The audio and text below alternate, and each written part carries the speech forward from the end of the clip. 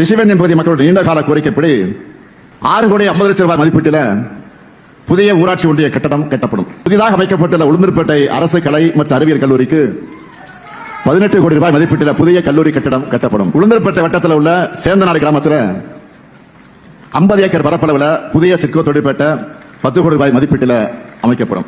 உளுந்தூர்பேட்டை வட்டத்தில் உள்ள சேந்தநாடு கிராமத்தில் 50 ஏக்கர் பரப்பளவில் புதிய சிட்கோ தொழிற்பேட்டை 10 கோடி ரூபாய் மதிப்பீட்டில் அமைக்கப்படும்.